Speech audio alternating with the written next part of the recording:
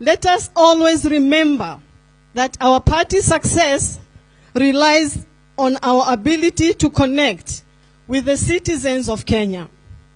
We must actively listen to their concerns, engage in constructive dialogue, and develop policies that address their needs. We must be the champions of the marginalized, advocates for the voiceless, and initiators of positive change. By doing so, we can earn the trust and support of the people and build a better future for all. Message to the current regime. Every Kenyan needs to live in a peaceful environment. But peace is not merely the absence of tension. It is the presence of justice. As leaders, we must therefore be ready to take political decisions that are neither safe nor popular, but ultimately bring justice to the nation. I implore the religious and political leaders not to remain neutral in situations of injustice, because by being neutral, you have chosen the side of the oppressor. Both religious and political leaders must therefore care the welfare of all Kenyans and be ready to condemn the habits of knowledge without character, worship without sacrifice, and politics without principles. The current regime must understand that democracy cannot thrive where powers remain unchecked and justice is reserved for a selected few. Ignoring Kenyans' cries and failing to respond to their sufferings is simply not an option, for peace cannot exist where justice is not served. As I wind up, I want to thank each and every one of you for your commitment not to forget the clergy for their continuous prayers.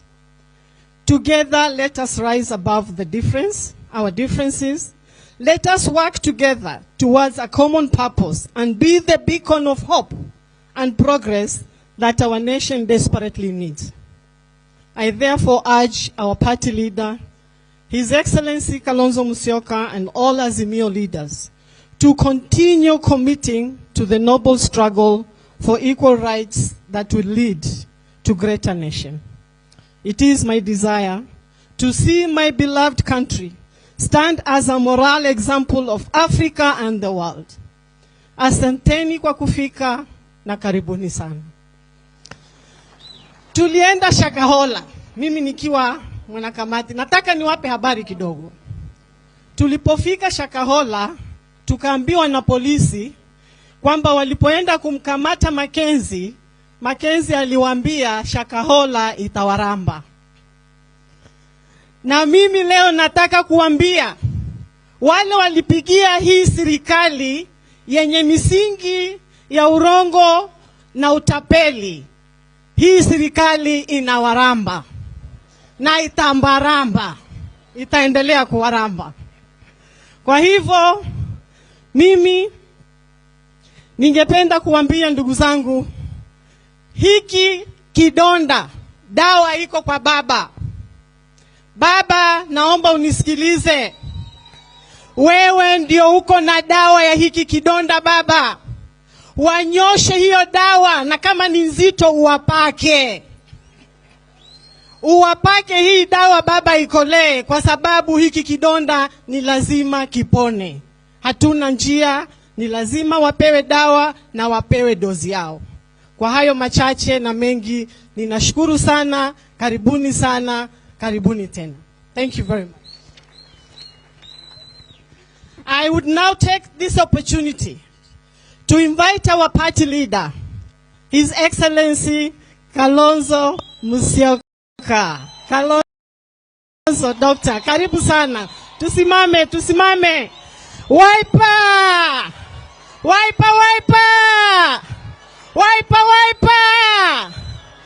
Thank you. Karibu sana, Your Excellency.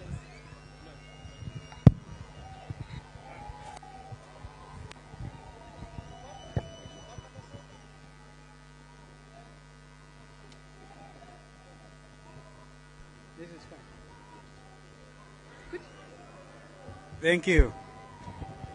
Tafadhali tuketi, tafadhali.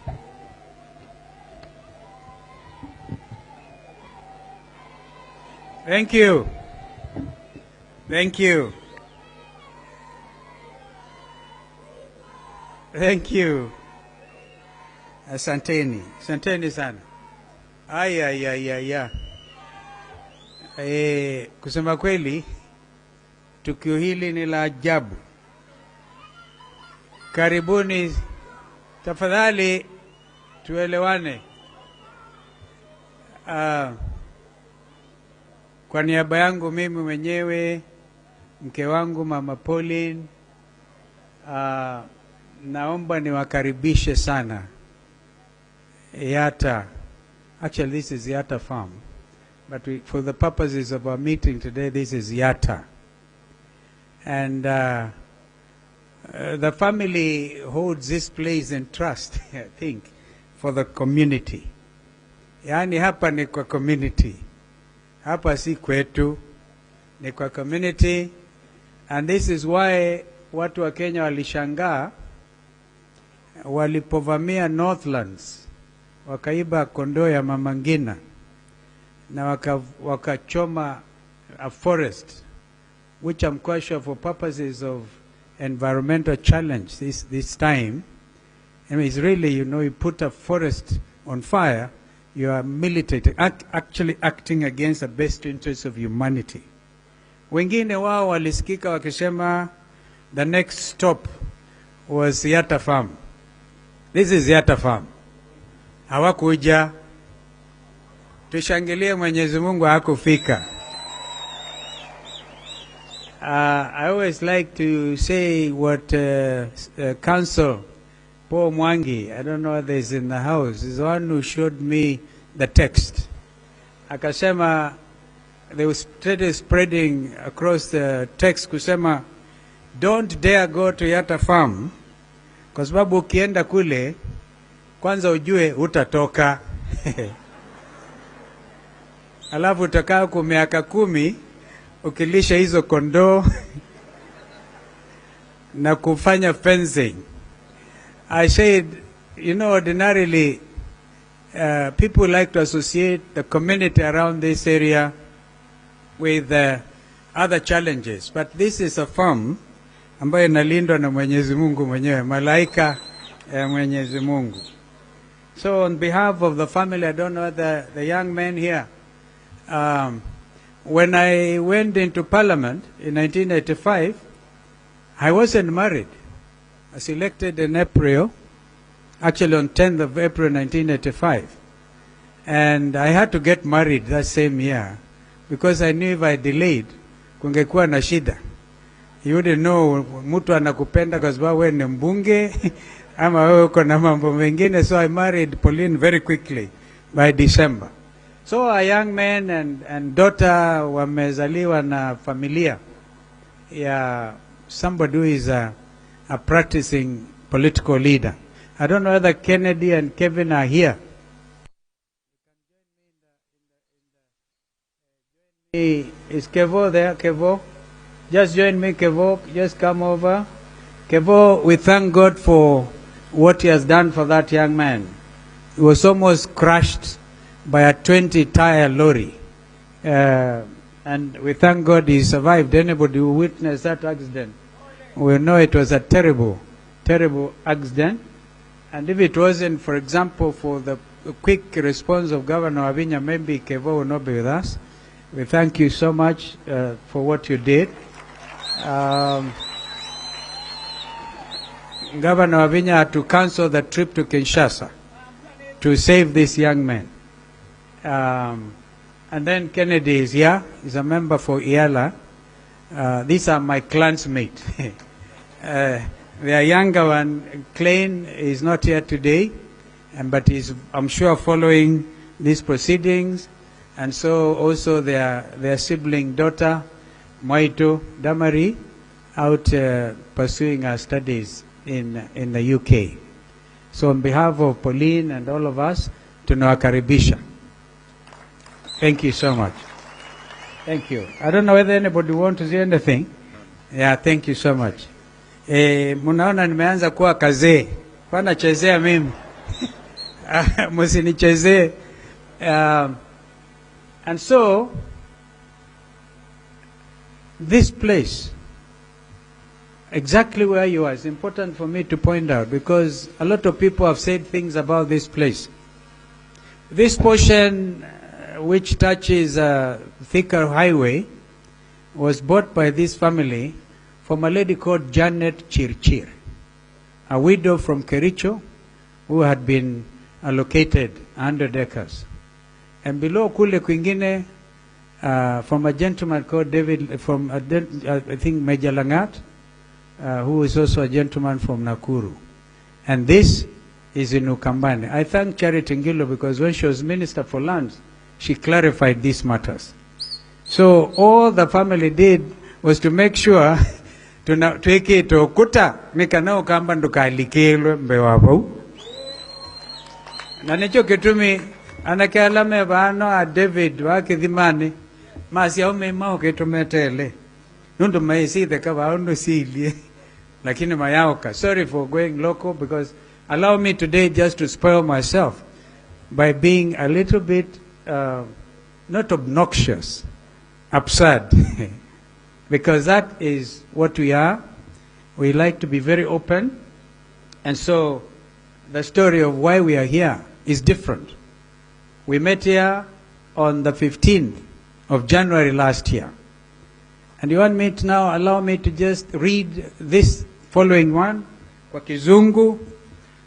After that, I will invite my brother Raila, Haji azungumze like our practice is, and then the principals of Azimio will speak. Today, I want to make a very special request that nobody leaves this place in a hurry. I can tell you, the collective effort I've seen in putting this effort together is amazing. I want to thank Governor Malombe, Governor Junior, Mutula Junior, the host Governor Wavinya. And I want to say my friend RK, immediate former MP for Wajir East. I know I saw him. Alipeana mbuzi, wakubwa tano all the way from Wajir. Mheshimiwa, our sister Agatha Solitei, the chair lady of Elections Board. I've never seen a more wonderful lady. Alitoa mbuzi huko Sultan Hamud, zikachinjwa. Na mimi nikaongezea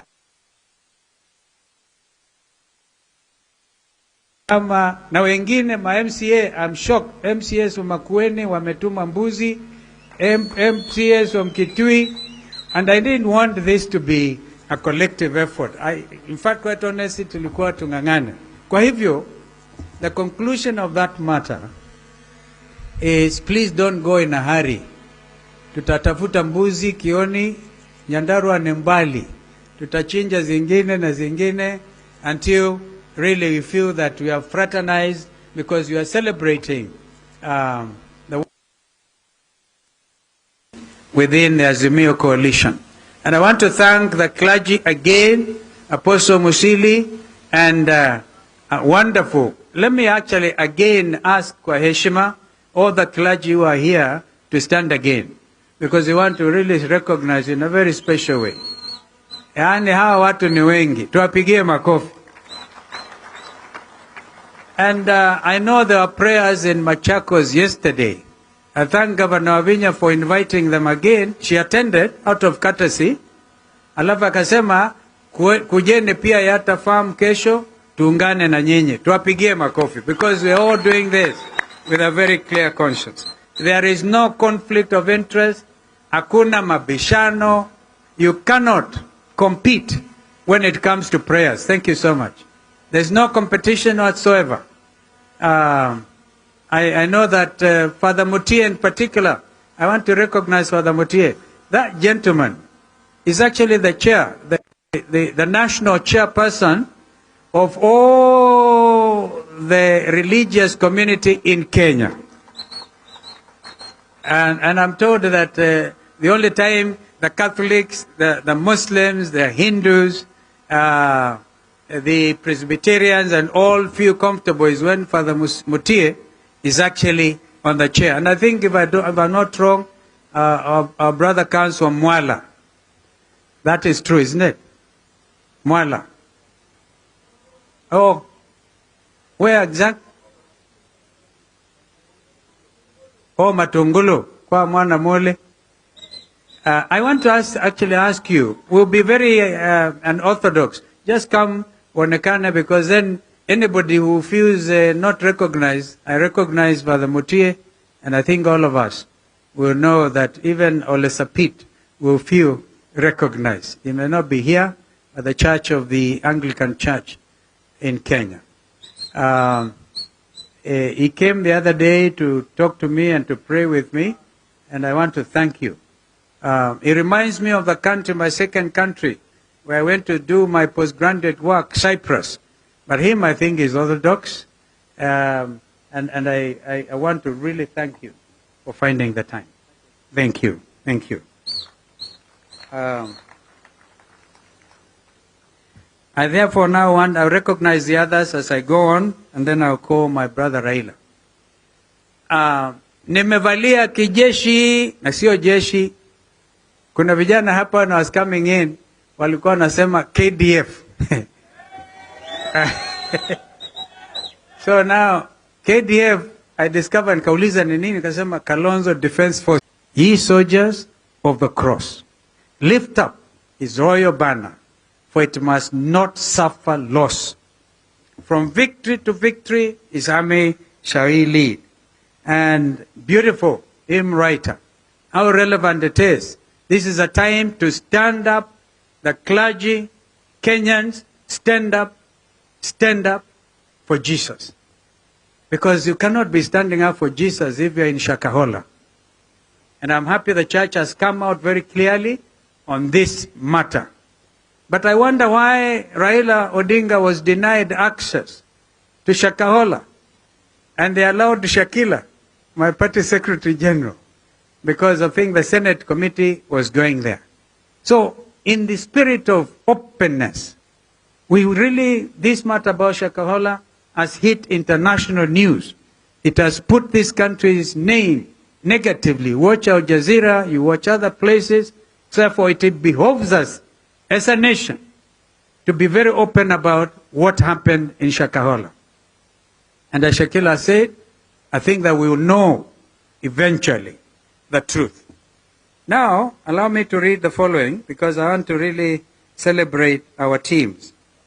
The clergy present have delivered a timely and very thoughtful message that at its heart reminds us whose children we are and why all of us, at all the times, we must praise and be thankful to Almighty of what had happened at the delegates conference. Ultimately, as Wiper and the One Kenya Alliance, Oka, my sister mother at that point was actually with me in Oka, having consulted widely and particularly cognizant of what was at stake for all the people of Kenya, we joined hands with my brother, former Prime Minister Raila Amolo Odinga, and Sister Mother Karua in Azimio la Umoja One Kenya, and crafted the Azimio One Kenya coalition. Others were my brother Gideon Moi was with us, and Kanu in Oka, and I think several other friends who sometimes the going became very tough. I saw one of them running as independent somewhere in Luo Nyanza.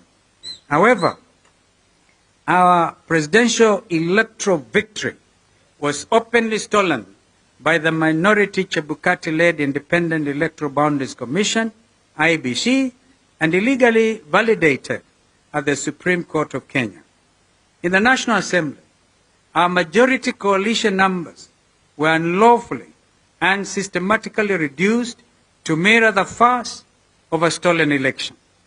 Today, I want to express my sincere appreciation to all of the Wiper leadership who, despite intimidation and overt bribery, notwithstanding the bets of which political party would be the first to fall prey to the whims of those who currently hold the instrument. 4 elected members of parliament in Taita Taveta County. 3 of them are Wiper. And of course, we also spread to Tana River, to Nairobi.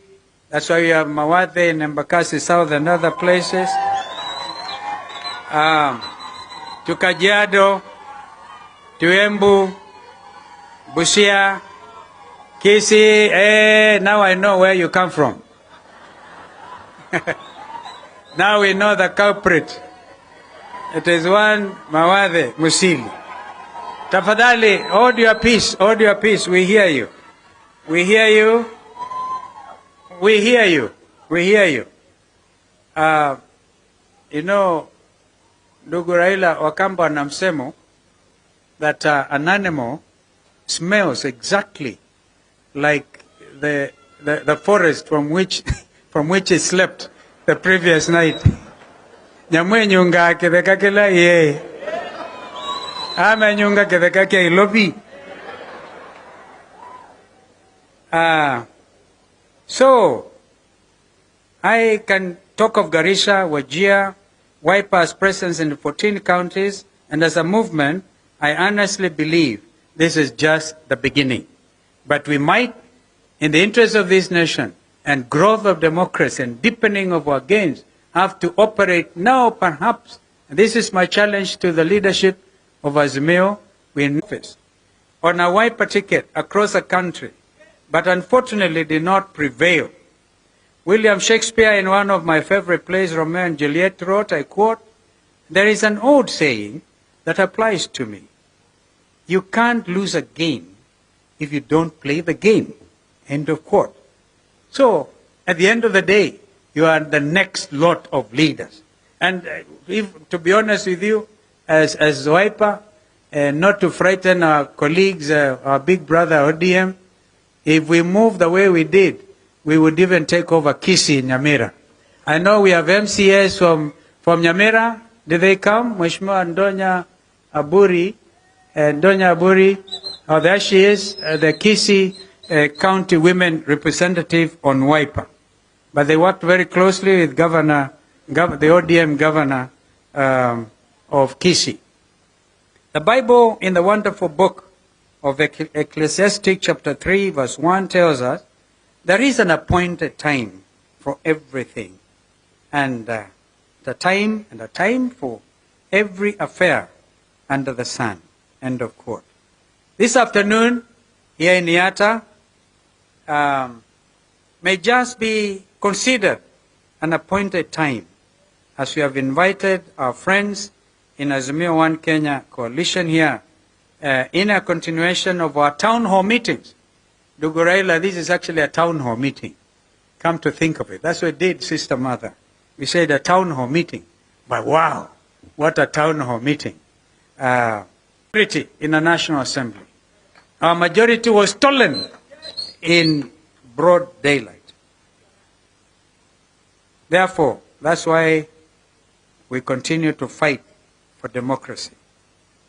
On Monday, we joined the rightful leadership of the Jubilee Party at their NDC at Gong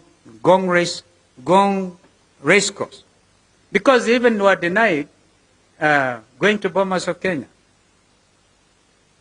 And we did this in solidarity, as well as to publicly express our revulsion at the blatant attempt to take over party by hypocrites.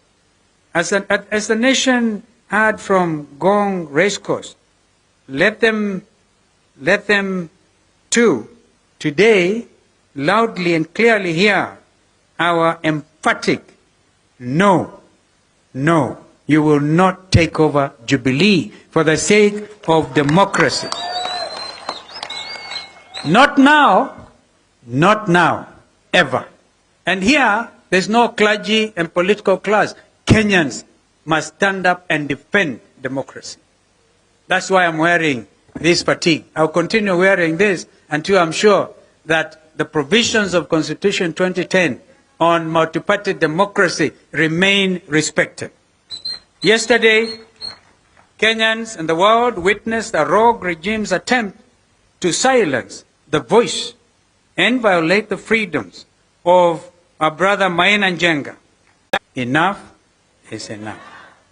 On Wednesday, we suspended the bipartisan talks, in fact agreed with senior counsel, my learned brother, Otienda Molo, who is in the House. I think Kenyans will want to see Otienda Molo, who is leading the team here of very able negotiators, absolutely able.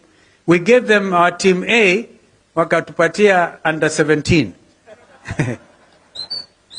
There's my brother Poshin, who is, as you heard, the leader of KUP and member all the way from West Pokot. And of course we have also some of the other members there, your own Senator Wambua Kiyo, did I see Kitui Senator is right there, himself a renowned journalist, and of course able, my young learned junior brother, Edwin Sifuna, Senator for Nairobi. And I think I saw of course my minority leader in the Senate, our senator from Kilifi, is not sitting in that committee, but I saw him. Welcome so much, our brother, all the way from Kilifi. And others whom I think our party leader may want to introduce.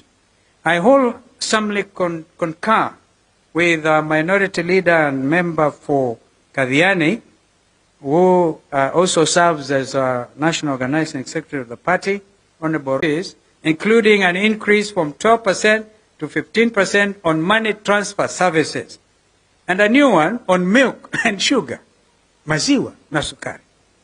Further, there's what can only be called the Ghost National Housing Development Fund, statutory deduction of 3% of gross earnings. Even their peers could not even stand before the Committee of Parliament to justify that. Therefore, I wholeheartedly concur when Robert Bui said, I have never seen such a vicious attempt to turn Kenyans into paupers. So what happened to the clarion call of Mamambogas and Bodabodas? Indeed, the hustler nation. If you buy a copy of my book, you will then be able to know whether your party leader is a hustler or not. Because a time has come when we must call a spade a spade. If you know where Sekuru is, it can only take the grace of God for one like me to stand before you and talk to you today. Wow. So, while in Azimio, and I want to conclude, Azimio One Kenya feel pain to remind Kenyans that we continually spoke of false prophets. Within quotes will come in to you in sheep's clothing, but are inwardly ferocious wolves. Paraphrasing the Gospel of Matthew chapter 7 at verses 15. It is a data so basic. Either we are going to achieve Vision 2030, or we are going to completely ruin the future of this country through impossible taxation. We too ask unions and other organizations to remit rejection memoranda on the anti-Kenyan proposition. This is our appointed time to make a difference. And today here in Yatta, under the Yatta Ukambani Sun, we ask all Kenyans to join in the noble cause of political and economic liberation of our country. I thank you. May God bless Kenya.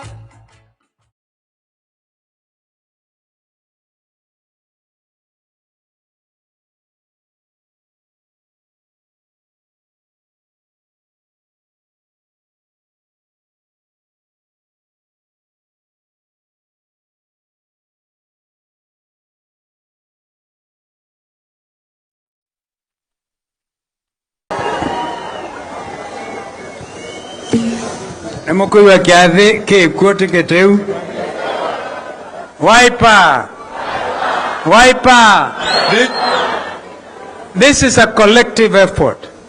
Bunge la wananchi Rafa Okule, at that level, everybody. These are the young men and women who fought so hard and campaigned for the candidates who made it. And I think there are friends here I want to, please nipatie, I mean, there are people here we must recognize. Some of them are the visitors of Senator Agnes Kavindu. But let me point out some of our visitors. Nashid Shah of Ramco Group Companies. Nashid is in the house. That gentleman and his company was able to print. Sometimes we did not even have money to pay for the materials ya wiper. Alikuwa na print na anatupatia. Tumpigie makofi Nashid. I don't even think we have to date even paid him. Then our brothers here. My brother, Reverend Dr. Joseph Mutuki, lecturer at Daystar University, and my friend Mutua. Mutua, that's my friend Peter Jacob. We gave him the name Mutua with Degona. We have Mkamama team who are led by their national chair, Tabitha Mutero. And we also have Matatu Owners Association, Uruni Sana, Mutua Kavungu. Wiper NEC members, again, I want to think, really stand up. The NEC National Elections Board, could you please stand? Led by Agatha Solitei again. I saw Kibara. I saw Abdulaziz. I don't know whether they're still in the house. I saw them. Tuwapigie makofi, because they're the ones. That particular lady actually midwifed all of you, those who are in position. So now, I want to, wale ambao hatuja watambua sasa hivi, mjue kwamba mnakaribishwa sana. And as I said, don't be in a hurry. Today I pleaded with my brother that we don't live in a hurry. Sasa Olendama, we have a date with me. Tukitoka hapa tunaelekea Ukasi. If you know where Ukasi is. Utarudi Narok, tutakaa huku. Again, I just want to, in a very special way, know the governors made it. This function was heavily supported by Governor Avinya, Governor Junior, and Governor Malombe. Senator Kavindu, thank you very much. Kamene County Women Rep, they're even sending some money inaingia kwa M-Pesa, inasema imejaa, haiwezi kutoka. Where is Mheshimiwa Kamene? Those Mheshimiwa Raila are the Machakos girls. The governor, the senator, and the county women rep. And they are doing a brilliant job. Tuwapigieni makofi. Tuwapigieni makofi. So now we propose, because we said hatutaenda haraka, the BBI, and appointed by Ndugu Raila na Uhuru that time. And you had say, all is not lost. We have people, this community has a problem. What is it, the name of a hyena, Mheshimiwa Kioni? What is a hyena in Kikuyu? Iti. Iti. Wakamba anaita watoto ile majina mbaya. Anaita Mbiti. Wengine wanaita some very strange names. But through the example of Mama Rose Museo, the name Museo means good one, excellent one. And I know it was because of the fear of the spirits taking. The clergy may want to agree with me if you do some research. Unaita mtoto jina mbaya so that the spirits are not interested in them. Now we have to bless our children. Tunawaita progressive, tunawaita glorious. Yeah? So, but I am going to ask Senator Kavindu to come now and introduce our friends from the US. Just come right away before we call Baba. Because you know them. And some of them, she told me, when there was a bomb blast in Nairobi, this senator went all the way and worked with people.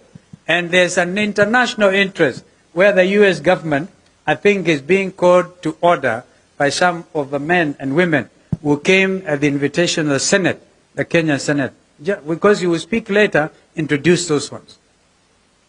Thank you. Thank you, Your Excellency. Can you please be upstanding as I introduce you? We have, and I want us to hold hands together with the whole House of Senate and pass this bill, this motion, so that our people can be compensated, because we are talking of 25 years down the line, our people waiting for justice, Baba. We must give our people of 1998 bomb blast justice. Thank you. So that they can be compensated. Thank you. I've just seen my son Zamir. Can you stand? He's a rally driver. One time he was seen, I think he appeared in the Forbes book of the most promising young men. That's a friend of Kevin. Thank you, Zamir, and all the others. Now, please join me. And I said, told, please, we are so many, and I wouldn't want anybody to leave a feeling that they are not being properly recognized and or spoken. We have, of course, a very able young man who is a minority leader, who should actually be majority leader, Opio Wandai, who will introduce members of parliament. But when it comes to that, for now, please, let us all be upstanding to mkaribishe Baba. Aha! Wapi vifijo, vigelegele na nderemo. Aha!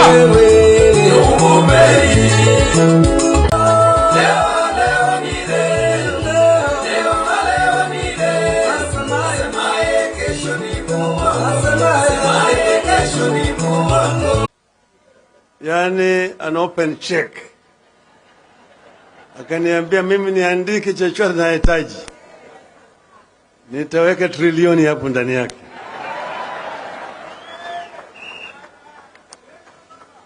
Kwanza nataka kutoa shukrani sana kwa ndugu yetu Steve Kalonzo Musyoka na wana Wiper kwa kuandaa karamu kama hii. Hii ilikuwa ni karamu ya Wiper ya kutoa shukrani kwa wafuasi yao kwa juhudi na ushindi, lakini wakatualika kama Azimio. Manake Wiper ni kiungo cha Azimio, ati tukuje yote kama viongozi wa Azimio. Kwa mimi nataka kuuliza viongozi wa Azimio ambao wako hapa, wabunge na viongozi wa vyama wasimame. Tuonekane.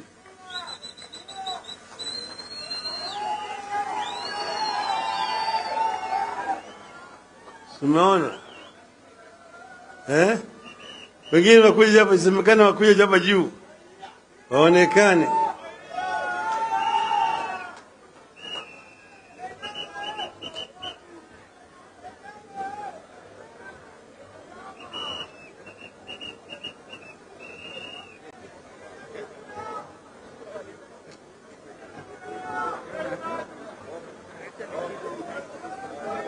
Mbele huko.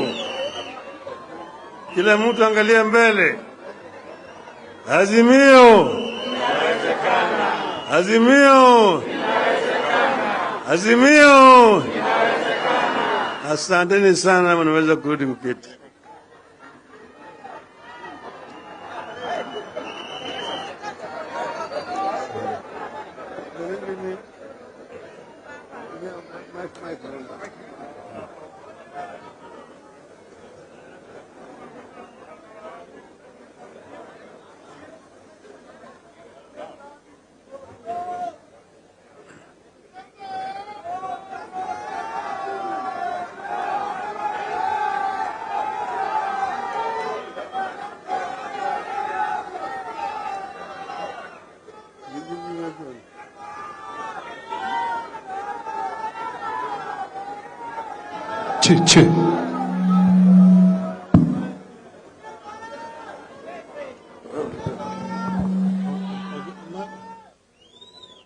Hello?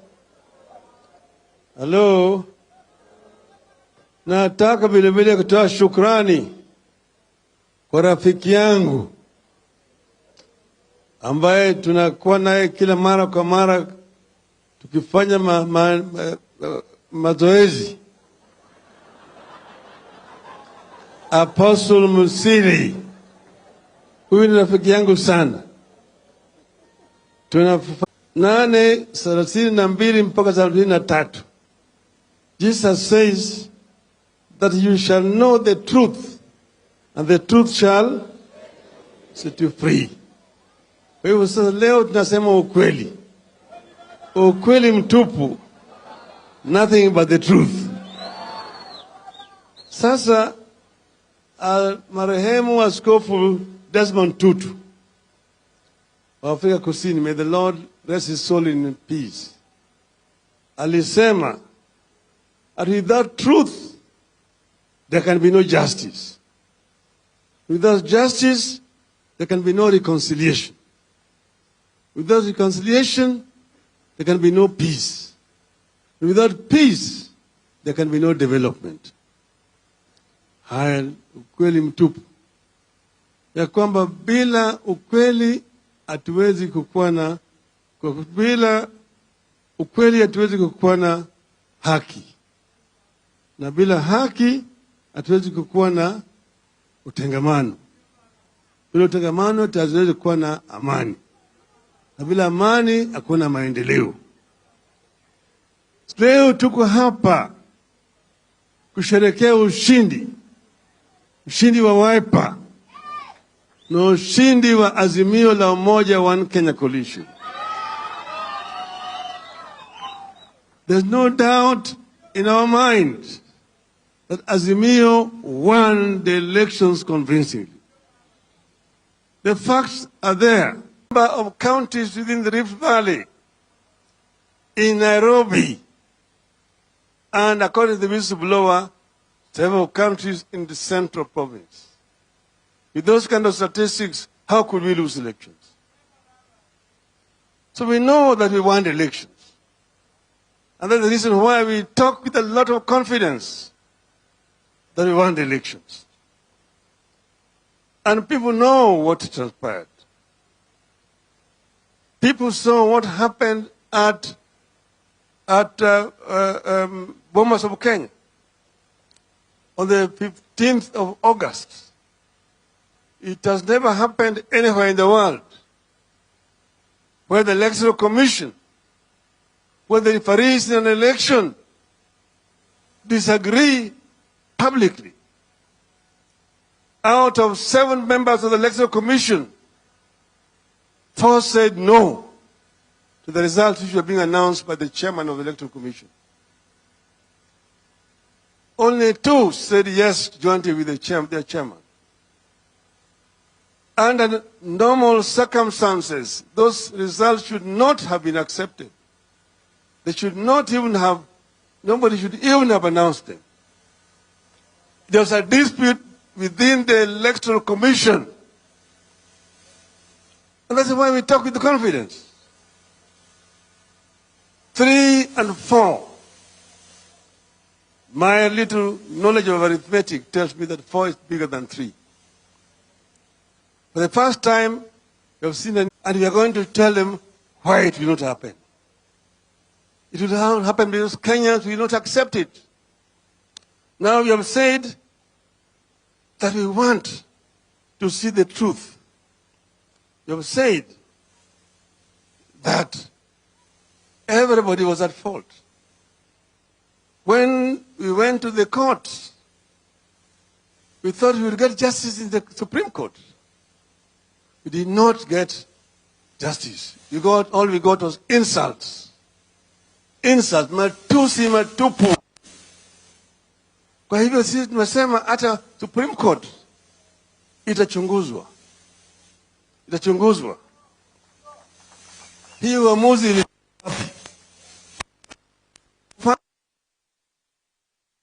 Soma, and I will quote the ruling, that she is convinced beyond reasonable doubt that the IBC deployed virtual private cloud, VPC.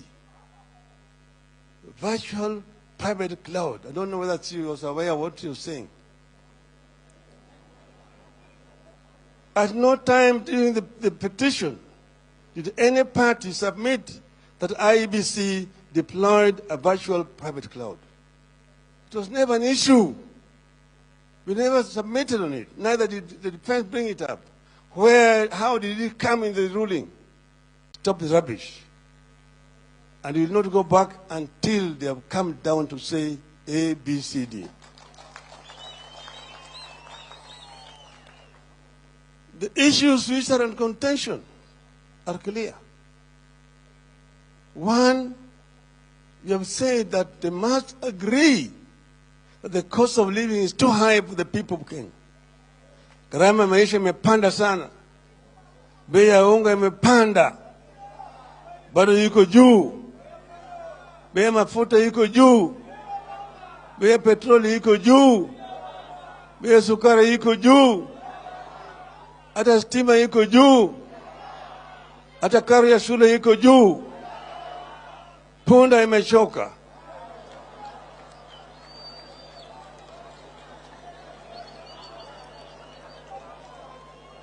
As if to add insult to injury, wamekuja na kitu inaitwa finance bill. Finance bill, which is an insult to the people of Kenya. People already are struggling to make ends meet. Now you're adding with a lot of impunity. Alafu nasema ati wapende wasipende.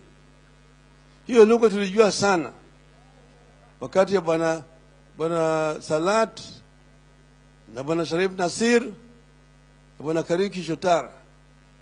Wapende wasipende. Hiyo lugha tulizika.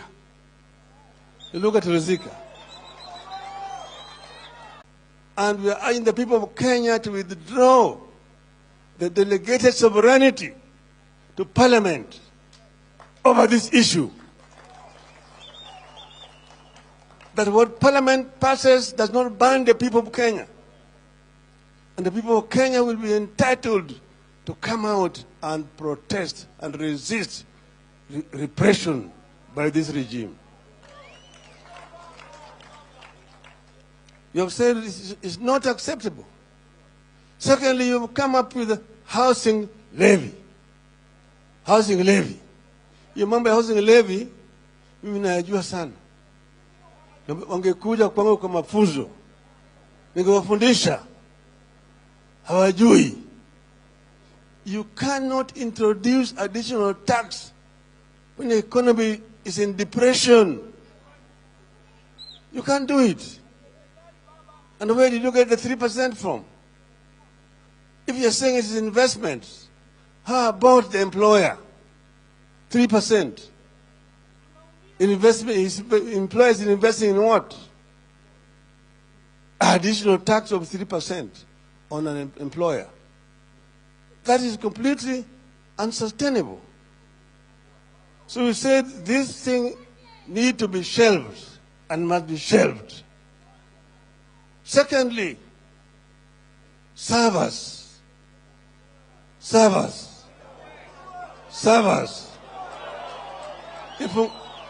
Ifunguliwe. Sifunguliwe. Inaitwa kwa kimombo server. Sanduku ya kura si server. Sanduku ya kura si server, bwana Sanduale. Sasa tumesema hiyo server mpaka ifunguliwe. Tulisikia kwamba wameweka vijana 2,000 ambayo wanajaribu kubadilisha maneno ndani ya hiyo saba.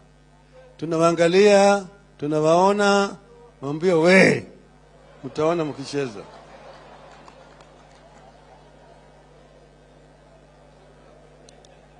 Tatu, mambo kuingilia vyama vya Azimio. Kenya Kwanza ilikuwa na vyama vyake ambayo waliingia huko kwa hiari. Kuna zingine ambazo ziliingia ndani ya Azimio kwa hiari na waliweka sahihi. Kulikuwa na mkataba baina ya Azimio na hizi vyama zote hizi. Baada ya uchaguzi umeingia kununua hizi vyama. Kwanza ilikuwa ni UDM ambayo ilikuwa ni chama chetu cha Azimio. Bila notisi nasikia jamaa wamevuka mpaka, wameenda mgambo hili. Huyu bibi anatoka bila kupeana talaka. Hakuna talaka. Hata Kiislamu hiyo si halali. Si mpaka pena talaka. Kwa hivyo hiyo kutoka kwake sisi hatutambui. UDM bado ni hapo kwetu. Akitaka warudishi mahali. Ndio tutaweza kuwaruhusu. Wale wote kama party leader kama mimi. Ujinga hiyo. Kama party leader kama mimi. Ujinga hiyo. Si ujinga hiyo. Ni sasa gani hiyo? Hatuwezi kubali kama hiyo. Hiyo ni matusi ambayo mtu anafanya mchana kwa kutoheshimu vyama vingine. Kama wajumbe wanataka kuvuka mpaka, tulikuwa tumeweka sheria tangu tuliporejesha mfumo ya vyama vingi katika taifa letu. Hiyo sheria imekuwa inaheshimiwa. 1992-93 tulipoingia kwa bunge, kwa mara ya kwanza kuna wabunge ambao walivuka mpaka. Wa kwanza alikuwa anaitwa Charles Likoa, mwingine Dr. Protas Mamanyi kutoka Bonchari, walienda kwa by election. Apili Wawire kule Malava alirudi kwa by election. Javan Shavanga, Bwana Omani na Jafet Shamala alirudi kwa by election. Nicodemus Haneri alirudi kwa by election. Ocholo Gur hata Tomo Bondo alirudi kwa by elections. Wale wote ambao walikuwa wanavuka wanaingia kwa KANU walikuwa wanarudi kwa by elections. Kwa hivyo hao wabunge wa Jubilee ambao wanataka kuingia Kenya kwanza warudi kwa by election, na wakipitisha resolutions pale kamili ya kutoa wale jamaa kwa mamlaka na wakapeleka huko. Tunataka wale officials ambao wameletwa wapya wasajilishwe mara moja. Hatutaki register political parties ambao mtumishi wa umma kujaribu kufanya siasa na vyama vya siasa. Yeye ni mtumishi, na kama yeye anacheza atoke. Asipotoka tutamtoa hii. Maana yake sasa yeye amekuwa mtumishi wa Ikulu, wa State House. Anatumwa na Ikulu. Kwa hivyo yale ni watu, ni masharti ambayo tumesema mpaka yatimizwe kama timu ya Oktindi hajarudi huko kwa hiyo mazungumzo. Tunaelewana vizuri? Ingine sisi tumesema ati sasa wale ambayo wataendelea na mazungumzo ni wao peke yao. Sisi kama Azimio hatutaendelea na mazungumzo na hao watu.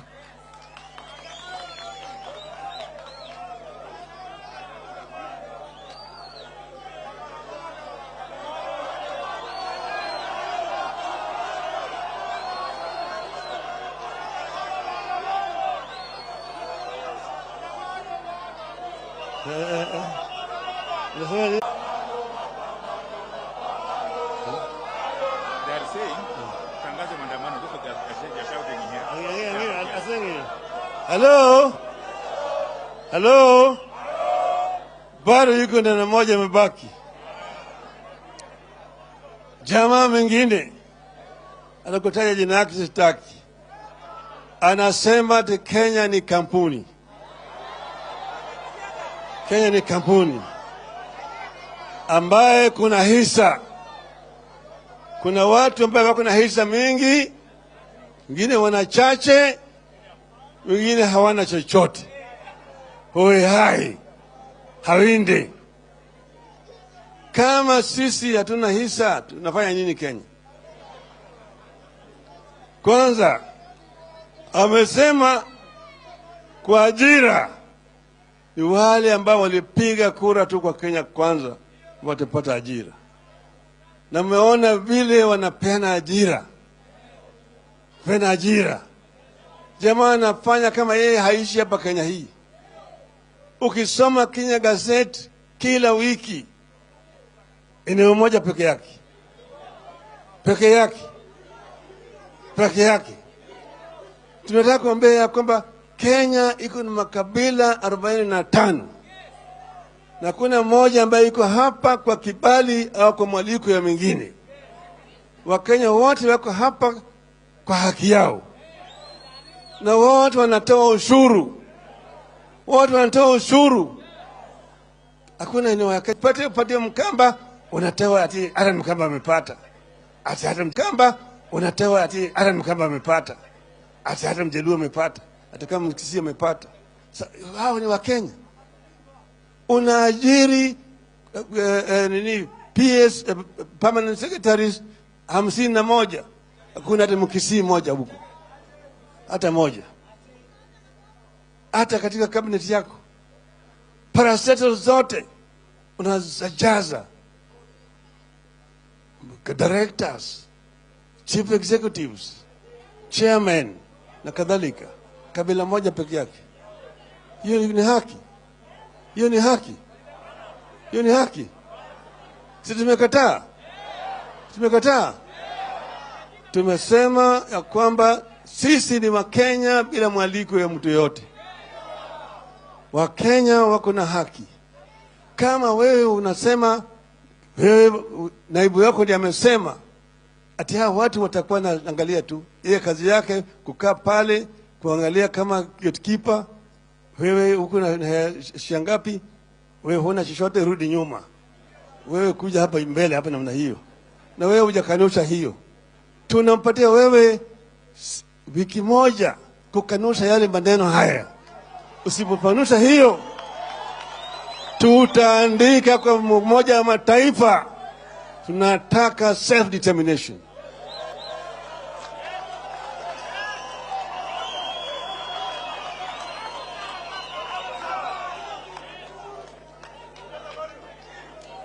We are Kenyans by right. We are accommodated in the government. Kwa hivyo sisi kama Wanazimio hatutaki fujo. Tunataka amani. Tunataka amani. Lakini ili tuwe na amani mpaka tujitayarishe kwa vita, sio? Sivyo? Sivyo? Kwa hivyo tumemwambia Bwana Ruto ya kwamba kabla tujafika kwa ile mambo yako ya budget, mambo yale yote yarekebishwe. Sivyo? Isipofanyika namna hiyo, unajua. Unajua. Si unajua? Si unajua? Unaunga mkono? Unaunga mkono? Azimio la Yata. The Yata Declaration. The people of Azimio assembled here in Yata declare, one, that the cost of living must be brought, come down. Two, that the servers, the presidential elections 2022 must be opened for auditing.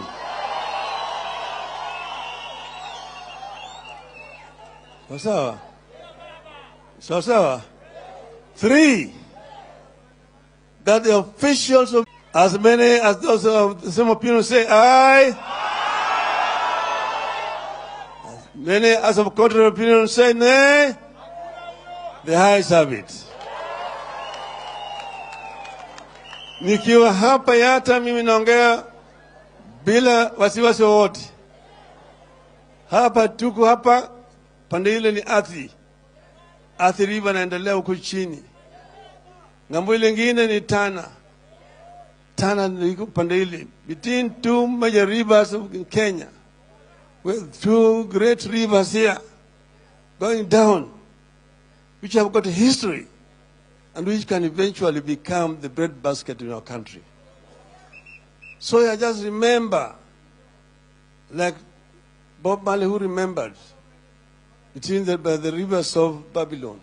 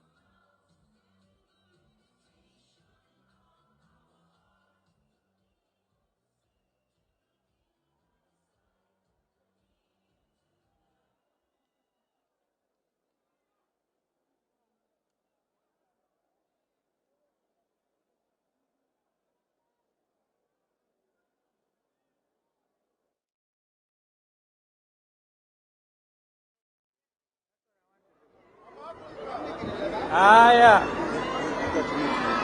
Azimio. Inawezekana. Azimio. Azimio. Yule kijana ni personal assistant wa Maanzo. Ya Senator Maanzo. Sasa nitamwalika dada yetu.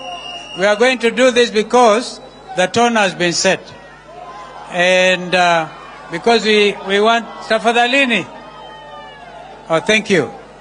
Wangapi wanataka kumkaribisha Mama Martha Wangari Karua? Akiwa hapa ako nyumbani kabisa. Hata kwenda nyumbani anapita hapa tu, anapitia Kiritiri. Thank you. Karibu my sister. Thank you. Wiper. Tuliambiwa tukisema Wiper mnasema kazi, kazi bila Wiper. Bali niko na machache sana. Nataka kuwakumbusha ya kwamba Wiper is the most, in my view, cohesive political party in Azimio. You have managed to hold together and you have not lost any member, the elected members. I want to urge you to continue being the glue that unites Azimio together by being steadfast. Always remembering that the people who put you there, put you knowing that you are in the Azimio coalition. You have been true to the cause. As Azimio, I want to ask us, tuige mfano wa Wiper. Let us emphasize on the things that bind us together, not on our differences. One of those things is our love for our nation and the love of our people. The other one is our revulsion to matters corruption, oppression, and denial of justice in this country. And that is why we are pursuing electoral justice. The lack of electoral justice ni madharau kwa Wakenya. Kura zinapigwa na wananchi, na sikikosa kuheshimiwa ni mwananchi anadharauliwa. Na hiyo madharau imeleta, na ndivyo tuweze kupata haki. Ningependa kusema wale wapinzani wetu wangetaka kututawanya, ndivyo tuwe kila mtu upande wake na waweze kutugandamiza zaidi. Divide and rule. We should be wary of those tactics. Tukae pamoja kama Azimio la umoja. Na Mungu ni mwema sababu nyumba yetu inaendelea kuongezeka. The principles are continuing to become more and more. We have also held together, and we pray that God binds us together for the benefit of Kenyans. I want to pledge to you and to all Kenyans that as principles, we shall put the needs of Kenyans first, not our needs. We shall make whatever sacrifices are necessary to liberate Kenyans from the yoke of oppression. And to William Ruto and his illegitimate government, haki zetu hatusipati kwako. Tunasipata kutoka kwa Mungu na zimelindwa na katiba yetu. Mukiendelea vile munaendelea na kukosa kusikiza sauti ya Mkenya. Mmesikia kinara wetu akisema ile ushukani tumepatia our representatives itarudi kwa mwananchi, na sisi wenyewe ndio tutawafurusha nje. Kwa hivyo Azimio, Jubilee ni nyumba ya Azimio. Hawawezi kuvamia nyumba yetu na watuambie turudi kwa meza. Tunarudi kwa meza tukiwa tumeshikwa shingo. Tutapambana. Hakuna chama hata moja ya Azimio tutakubalia kwenda. Na huyo registrar, dada Anderito, uelewe unafanyia Wakenya kazi na ni sisi tunakulipa, sio Ruto anakulipa. Na ndio tunakuambia, kama wewe umekosa njia na unafikiria wewe ni mfanyikazi wa Ruto, omba kazi State House, wacha ofisi ya Registrar of Political Parties. Tunasema enough is enough. Na hiyo ni onyo ya kila mfanyikazi wa serikali. Tumechoka kuteswa, tumechoka hata kunyanyaswa, kupelekwa kotini bila sababu. Eti ukiwa mfuasi wa Azimio lazima upelekwe kotini. Wanatesa vijana wadogo kama kijana wangu hapo Gaucho. Wanatesa Maina Jenga sababu ya sapoti yake kwa mzee. Sisi tunasema ukitesa mmoja wetu, sisi sote tutasimama pamoja. Na wale wanajaribu kubandika majina kwa wafuasi wetu, a government made up of criminal characters or characters with criminal background cannot tell us about issues of criminality. Na ndivyo unaona. Wacha tusikie tena. Wiper. Azimio. Asante sana. Sawa Jubilee tutaisema bale. Sasa tuko na heshima hapa kwa sababu tumeitwa na Wiper na tumekuja kwa mwaliko wake His Excellency Kalonzo Musyoka, kiongozi ambaye tunamheshimu sana, and I really want to say one or two things a little later.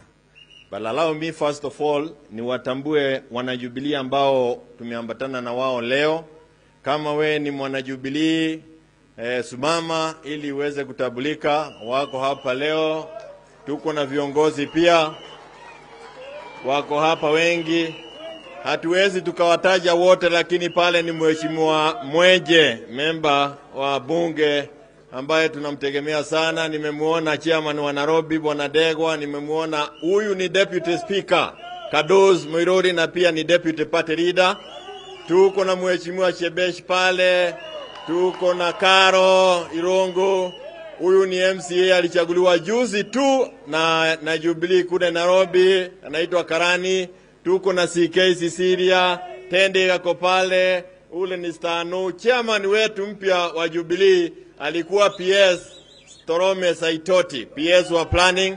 Tuko na asante sana, tuko na viongozi Magi, Eunice, Nyambura, okay. Asante sana.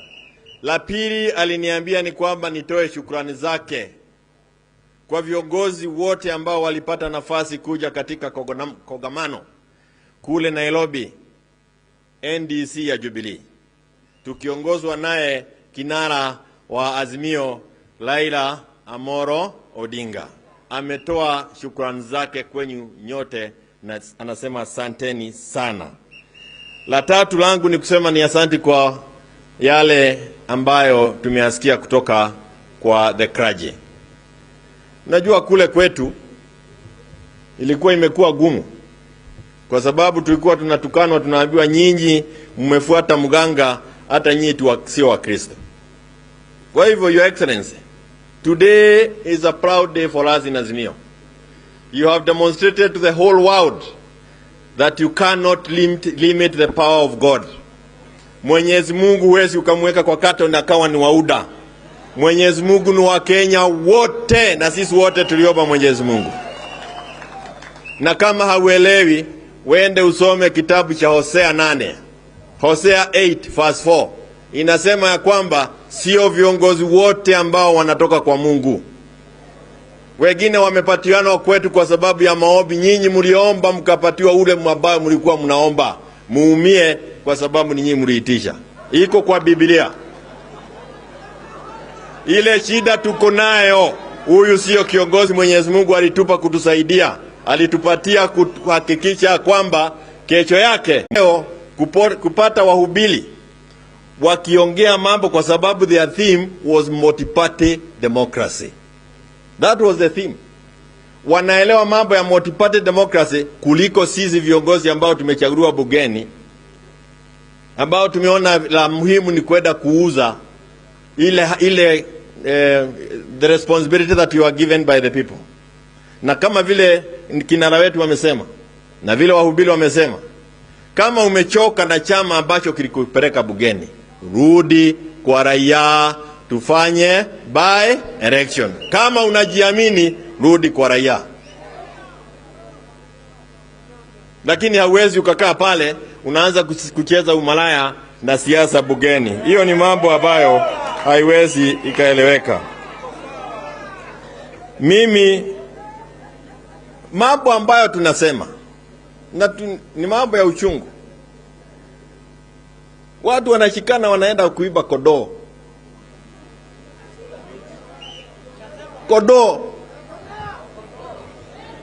Na wale wanakuja kupiga ofisi ya Jubilee na mawe. Wale. Na wameongozwa na viongozi ambao tunaweza wataja hapa kwa sababu mimi sina uoga. Lakini kwa sababu baba ameongea hayo mambo yote, mimi sitaki nirudie. Nataka kusema ni shukrani kubwa sana kwa sababu kama Azimio vile tumeshikana na kusema ya kwamba multi-party democracy must be respected, that is the minimum. Bila multi-party, ukiguza Maina Jenga, umeguza sisi wote. Ukiguza Kaucho, umeguza sisi. Ukiguza Okanga, umeguza sisi wote. Tusiposimama pamoja kama Wakenya, hii serikali ya kiimla itawamaliza Wakenya.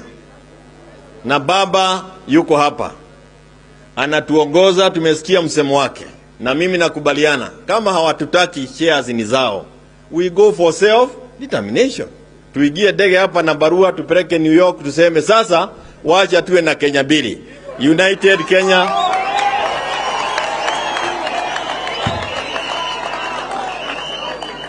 Moja iwe ni kampuni ya United Democratic Limited Company na ile ingine iwe ni the Republic of Kenya.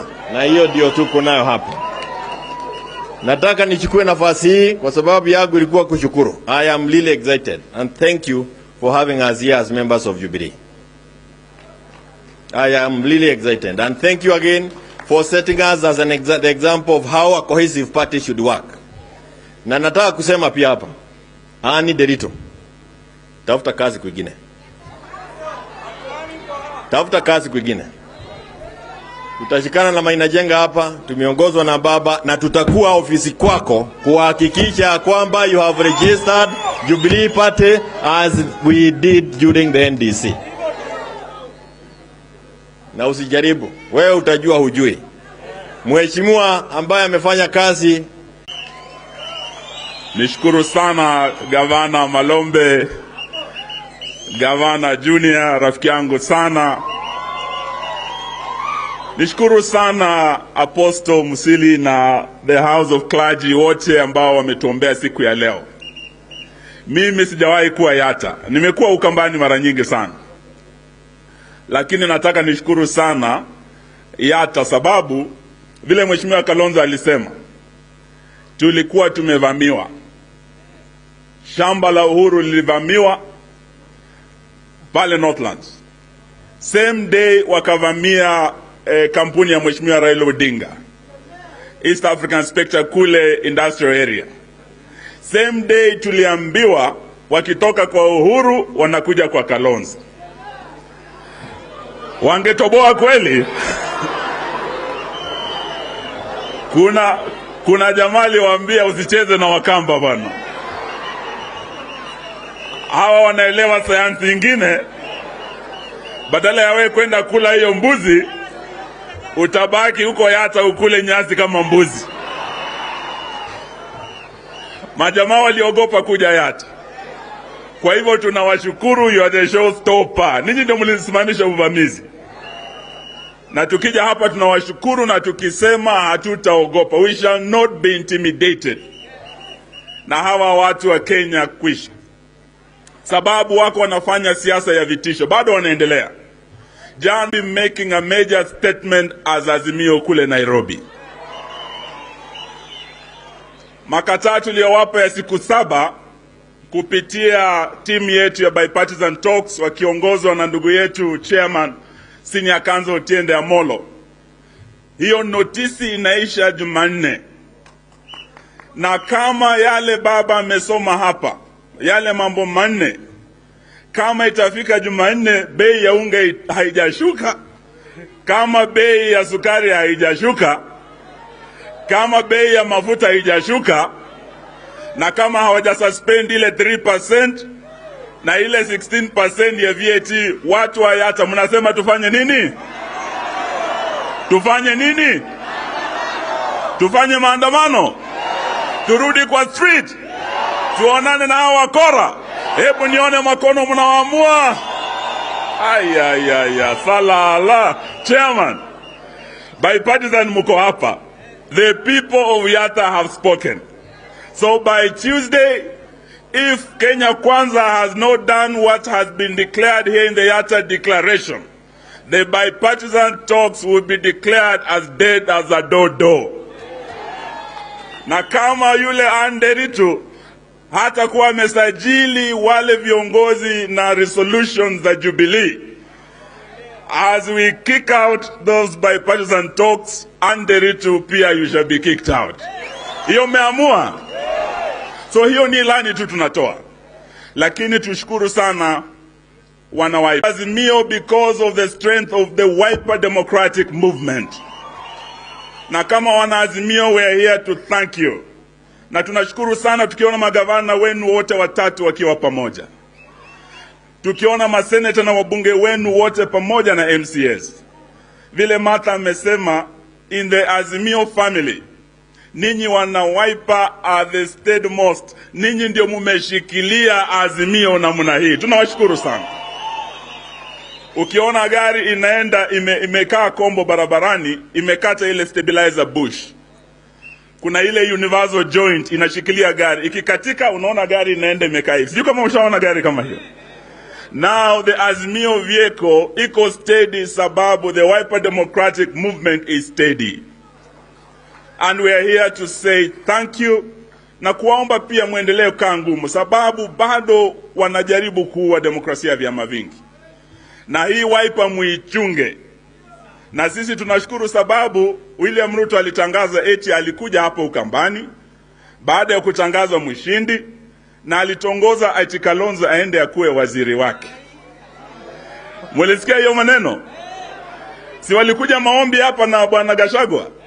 Wakasema ati they wanted Kalonzo to be the foreign minister wa hii serikali ya Kenya Kwanza.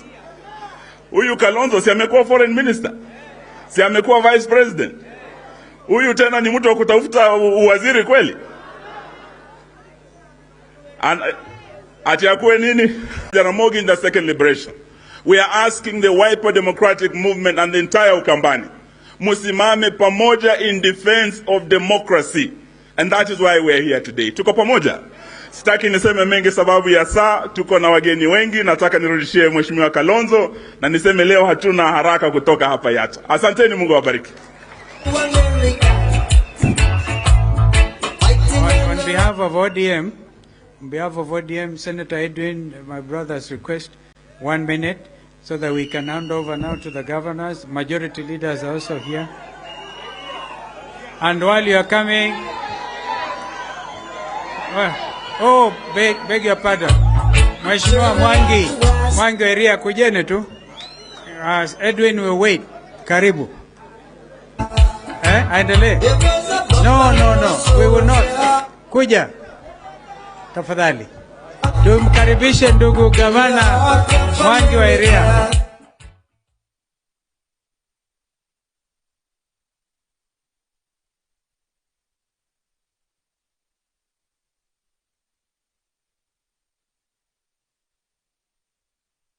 Kwanza ni washukuru nyote kwa mwito wenu kwetu leo.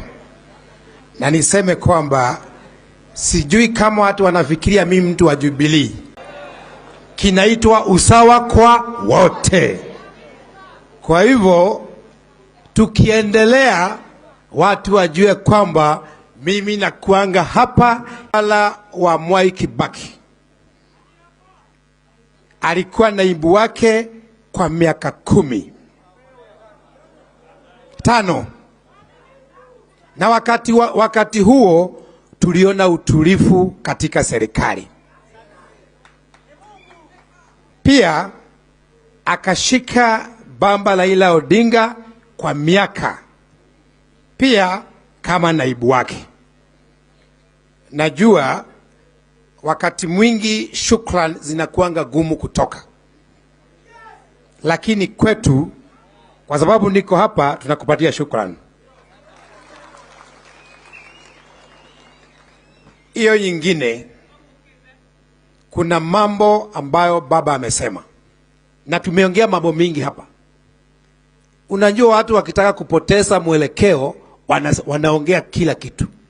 Ile kitu kimoja ambacho baba amesema ni mambo ya self determination. Na unajua inakuwa kisungu.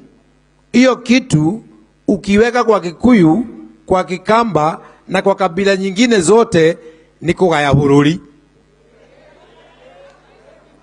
Ni kugawanya serikali. Inchi sio serikali. Kugawanya serikali ni handshake. Hii nyingine ni kugawanya inchi. Kwa sababu filosofia ya hii serikali kutoka kwa Gachagua ni kwamba itatawaliwa na financial holders. Wale ambao hawapati huduma are non-share holders. Wale ambao wanakosa karo ya shule are non-share holders. Wale ambao walikuwa mama mboga are non-share holders. Wale ambao wanaumia kwa sababu ya kodi na bei ya maisha are non-share holders. Kwa hivyo mimi nauliza tuanze kusanya signatures, tufungue hiyo register, tuweke petition, tupeleke UN, tupewe idhini kwa sababu sheria ya UN inakubalia. Alafu tuunde nchi yetu, iwe na bendera yetu, iwe na our coat of arms, iwe na katiba yetu, tuchukue ushuru wetu na tuwe na mabalozi wetu na rais wetu. Hiyo kwa kifupi, hiyo ndio self determination. Na watu wazicheze hii nyingine tunaweza ongea, hiyo ndio mwisho wa mambo. Na tuache kuogopa, kwa sababu kama UN inakubalia, sisi ni akina nani tukatae? Na hiyo ndio inastahili kuwa mjadala. Nikimalizia, jana tulikuwa mambo ya Maina Jenga. Na sasa mimi naongea kama Mkikuyu kwa dakika hii. Sawa sawa? Imefika mahali baada ya kupiga kula tumetengwa. Ambaye hana kazi kwa sababu anatokeanga kwenye shopping centers, yeye ni muungiki. Yule ambaye kwa bodaboda akigojea wasafiri kwa stage, yeye ni muungiki. Tukiimba nyimbo kwa Kikuyu, sisi ni muungiki. Kwa sababu hatustahili hata kutumia lugha yetu tukiimba nyimbo zetu. Tuko pamoja? Nimesema sisi si wajinga. Na jana mlisikia hiyo wimbo. Hiyo wimbo haikuwa na shida. Inasema sisi ni Wakikuyu, haisemi mambo nyingine. Shida hiyo wimbo ni kwa sababu inaibwa kwa Kikuyu. Kwani nyinyi Wakamba hamna nyimbo zenu? Wakalenjin hawana nyimbo zao? Lakini wimbo wa Kikuyu ni muongeke. Matiori mo, waacha upuzi sasa. Mimi sina mengi ya kusema, lakini naomba baba tu, hii mambo ya kutengeneza register ya non-shareholders, hiyo ututume. Tuanze, tutakuletea about 14-15 millions, na wewe sasa utachukua hiyo, uweke petition, upeleke UN. Thank you very much.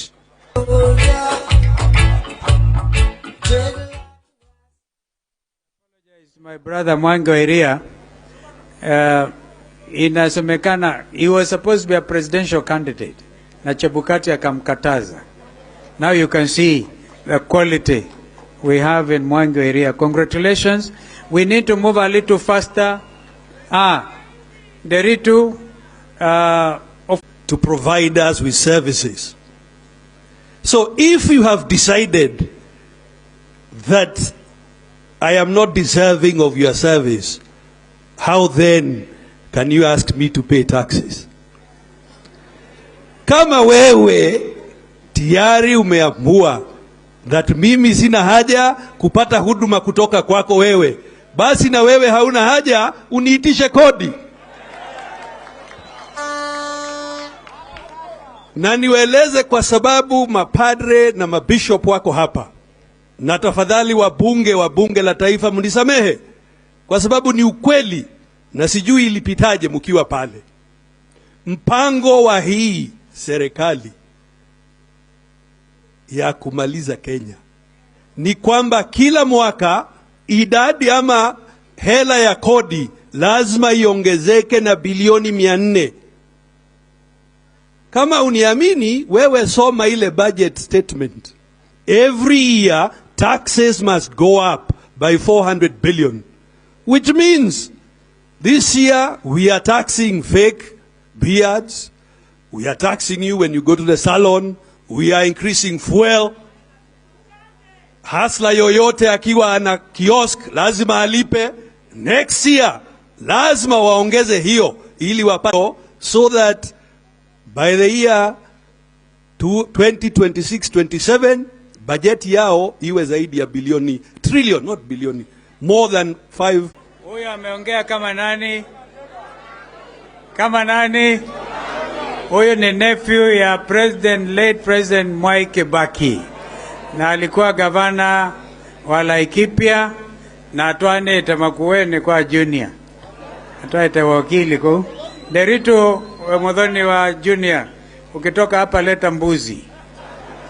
Now we must move very fast, because I will now call. I'll tell you what we must do. Ngoja.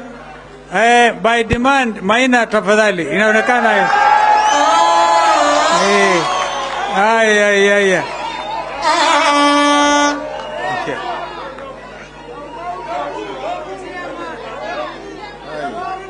Mulea lenge. Habari zenyu?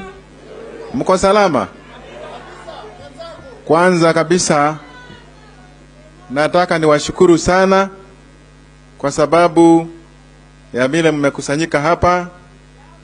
Mimi sikujua mkutano huu, lakini nilitembelea Mheshimiwa Kalonzo Musyoka, akaniambia ya kwamba lazima nije hapa tushiriki pamoja na nyinyi.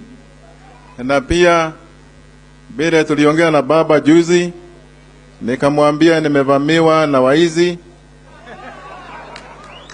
Na in fact Mheshimiwa baba walikuja 4 o'clock.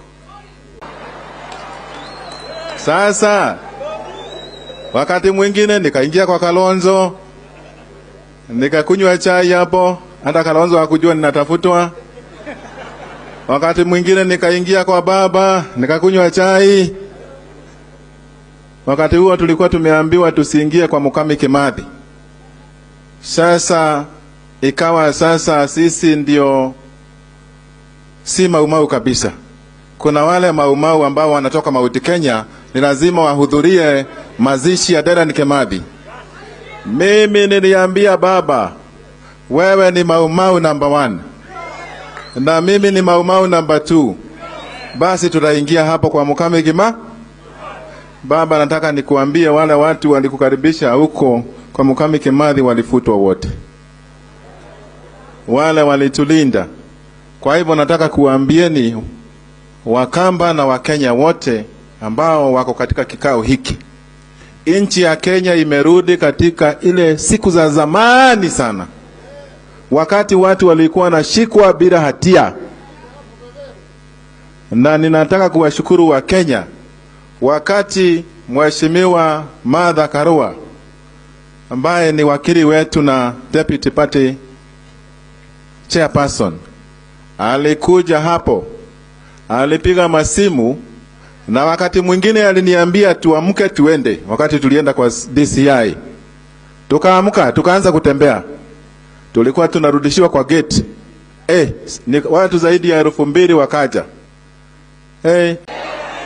Tukaambiwa ati tulikuwa tumekaa kikawa, ma CID wote wako hapo. Sasa tukaambiwa wakachagua Mheshimiwa Martha Karua na Paul Mwangi, tukaambiwa twende tukaone DCI. Hey, kumbe kuna mlango iko hapo. Wakati niliambiwa ingia kwanza ati wende uone DCI, Madam Martha Karua sijui alifanya nini, akateresa kidogo, mlango ikafungwa. Nashukuru Mheshimiwa Martha Karua kwa sababu yeye ndio alilace alarm. Akalace alarm na akaenda paka kwa gate, akakuta jeshi ilikuwa hapo zaidi ya 3,000, akasema ameibiwa. Amefanya nini? Kwa hivyo nataka mshukuru huyu Martha Karua, yeye ni amri jeshi mkuu. Alipiganisha jana paka tukafaulu. Baada ya kutoka hapo, hakuna mtu alitoka na mwingine. Mimi niliwekwa kwa gari 6, 7, 10. Nikaenda paka nikapelekwa paka kwa GSU headquarters. Baba. Huko nikatorokea, nikateremushwa hivi, pali pengine kulikuwa na pali tunakaa hivi. Sasa nilikuwa nauliza, sasa ninapelekwa wapi sasa? Nilikuwa kuja kuhojiwa ama kupelekwa kwa DCI. Sasa nikazungushwa kubwa, ikawa tumeambiwa tumepatiwa free board. Free? Sasa mambo haijaisha. Monday, gavana wangu, sijui kama mnajua Wavinya ni gavana wangu, huyu Wavinya huyu, si gavana wenyu. Huko Nairobi Kitengela tulipigia huyu kura, na Mheshimiwa Makau, na pia tuna Kilonzo na magavana wote, Malombe na wote, na Sifuna, tuungane pamoja, na pia huyo Lekina. Sasa ni wakati wa kusimama. Walikuja wakaniwekea bunduki 2, pisto, dabangi. I wish wange omba zingine kwa Wajakoya. Gaucho, usibabaike. Wakati wa Monday, nataka hiyo siku twende hapo. Walipeleka kotini bila hata kufanyiwa ile process ya kufanyiwa vidole. Nilistakiwa kama hasiko. Walivamia nyumba kama hasiko. Hata Mwenyezi Mungu ananisaidiaga sana. Unavamiwa mara 6 siku moja na hupatikani. Hiyo ni mafuta ya baba Raila Amoro Odinga. Na tunaomba Mwenyezi Mungu atupe nguvu, atupe uzima, na tuendelee pamoja, tushikane mikono. Baada ya hayo, Mheshimiwa Gavana huyu Karugu, simama Karugu, huyu ni mtu ajabu. Alinipigia simu. Hivyo ni wanasumbua Wakikuyu wa Mount Kenya.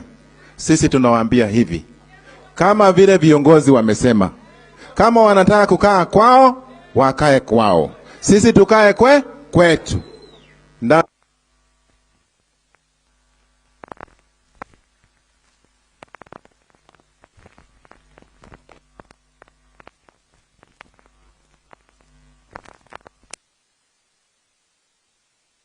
Kuna kuwa kubaya sana, mimi natorokagia kwa shebeshi huyo. Kaa tayari, tutakuwa si ndio? Kwa hivyo tunashukuru sana kwa maombi yenu. Mheshimiwa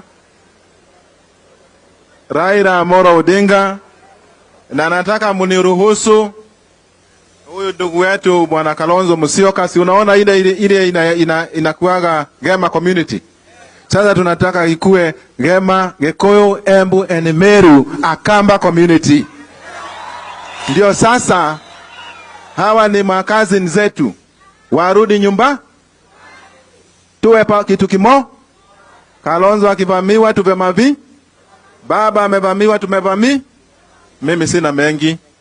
Mimi nasema hivi, Opiyo Ondai, kama kuna maneno niite. Nikiwa nimefungwa, ninasema ile baba Raila anasema, nifungwa njera, sitarudi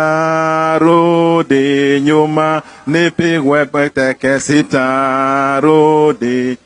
Ikiwa nini sitarudi nyuma, nipigwe teke, sitarudi. As a special guest, kwa sababu anadhulumiwa. We are in a country that believes in the freedom and the rule of law. Freedom for Kenyans and the rule of law. You cannot, and wao walikuwa wanaongea juu ya criminalizing the judicial system. Sasa you cannot do this. So mimi naomba tu nitamuita, kabla kumuita Edwin, niwatambue at the county level. Mnajua the three sisters niliwatambua hapa. Moja ni governor, mwingine ni senator, mwingine ni county women rep. Upande wa Makueni, the governor ni Junior, senator ni Maanzo. These are the county-wide mandate people, and Rose Museo, the county women rep. Kwa upande wa Kitui, governor Malombe, senator Wambua, county women rep Dr. Irene Kasalu. So I think at that level, ndio sasa Edwin, you take 1 minute, alafu Wabinya aje akaribisha hao wengine, aite Junior.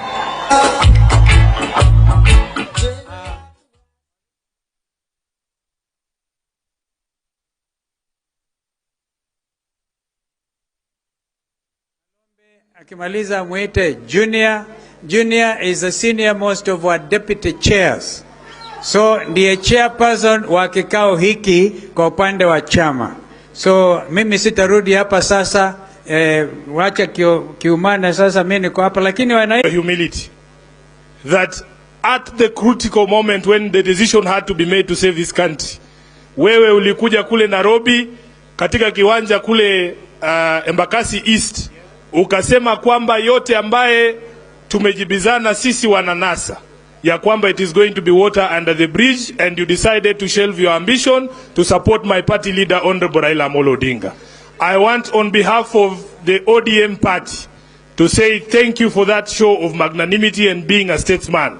And on a personal level, Your Excellency, mimi uliniita wakati moja pale Serena, ukaniambia unajua Sifuna, wewe ni kijana mdogo, wewe ni kama my son, wewe ni umri wa Kennedy.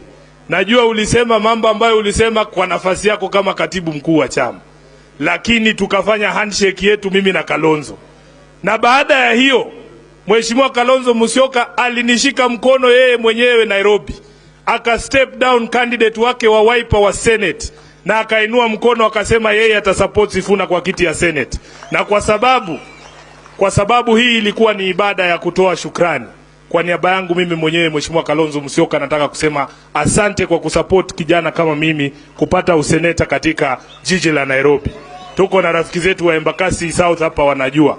Jambo la pili, Mheshimiwa Kalonzo Musyoka, sisi nataka kukukonfirmia kwamba katika bunge la Senate wale maseneta mliochagua Ukambani ni watu wenye msimamo, wakiongozwa na ndugu yangu sasa ukule ushibe. Hakuna siku utaniona nikisumbua. Wakitangaza leo bei ya unga imefika 100, hakuna Muluya atakusumbua. Mimi sikwangi mbaya nikishiba. Kwa hivyo tunaambia hawa jamaa wawache maneno mingi, washukishe bei ya unga, Kenya isonge mbele. Asanteni sana, Mungu awabariki.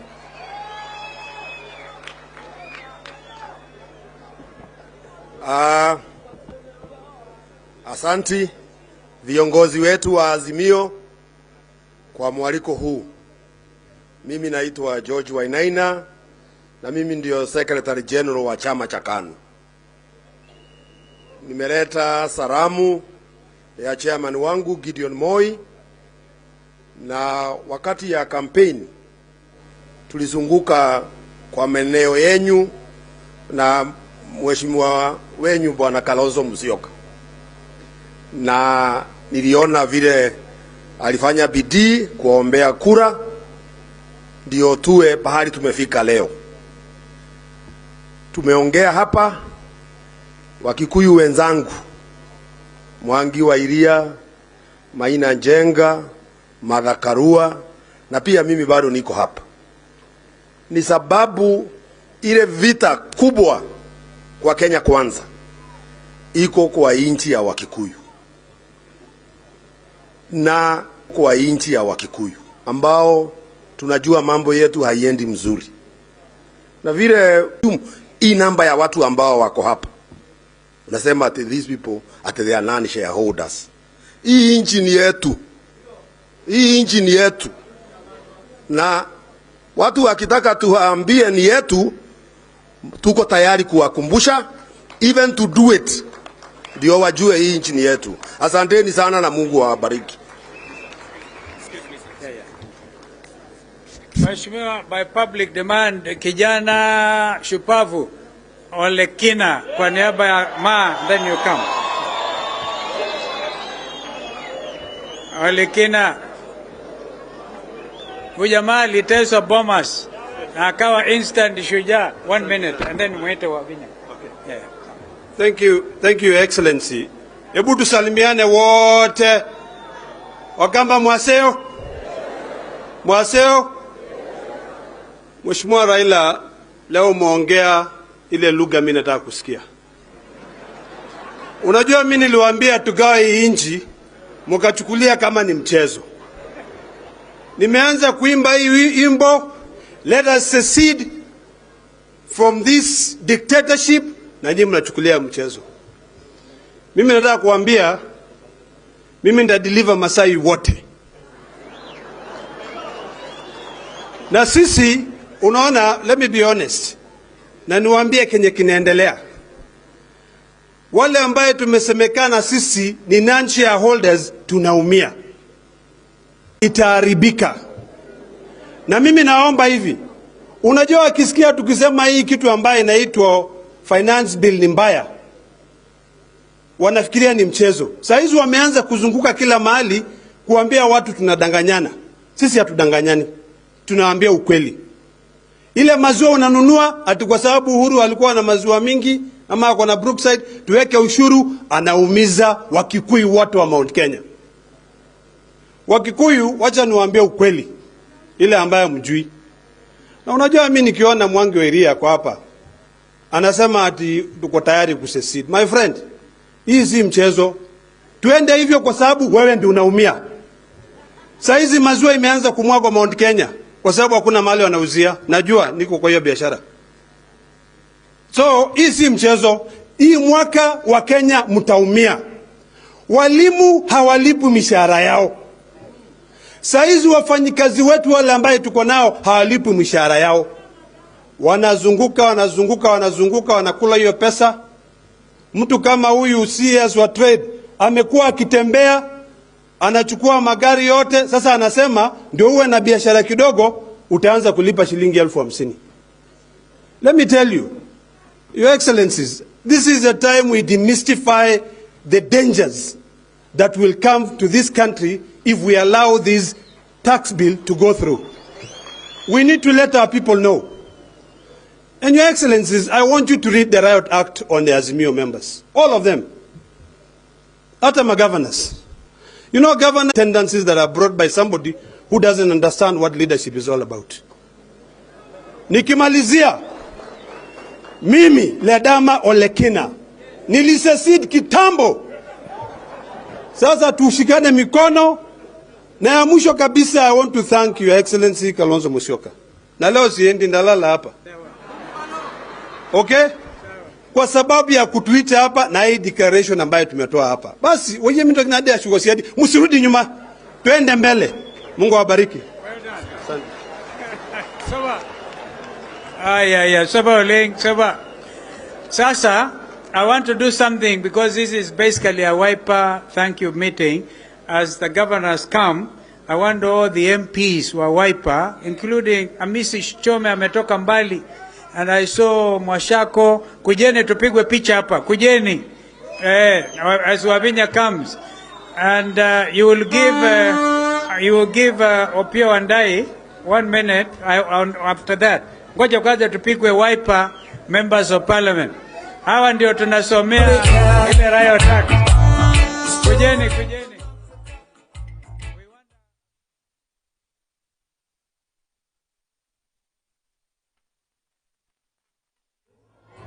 And sorry, Deputy Party Leader Wiper, who is the Deputy Speaker Mheshimiwa Farah Maalim na member wa Dadam is on a mission, parliamentary mission to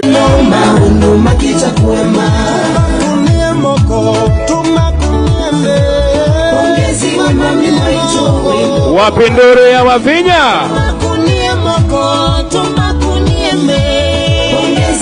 Ati nini? Karibu.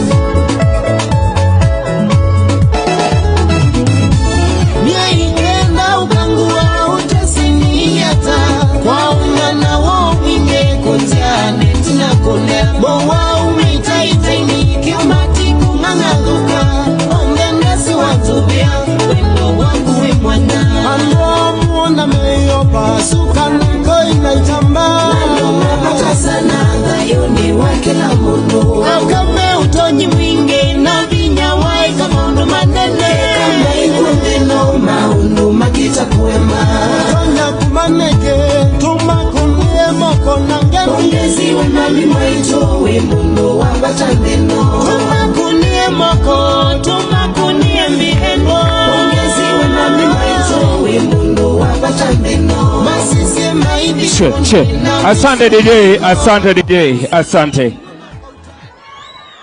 Wow. Baito mwaseo. Mwaseo inge. Mwea ini museo. Na mavinda onde. Asanteni sana, Mwenyezi Mungu awabariki. Mimi sitaki kuongea mengi. Yale ningependa kusema, sisi kama magavana na magavana wale wengine wataongea, tumeshikilia chama ya Wiper kabisa. Tumeshikilia chama ya Wiper, na ningependa kuambia Wiper is even stronger than the way you think. Tunaelewana? Chwa mwezi wa ubaingwe. Kana mweaziata. Kama mwene kata wakakekata. Ni sawa. Asante Mbaito. Kwa hivyo, mimi hapa leo ni kushukuru Mwenyezi Mungu. Ndio sisi kama Azimio tulienda. Tukapigana kuomba kiti ya urais.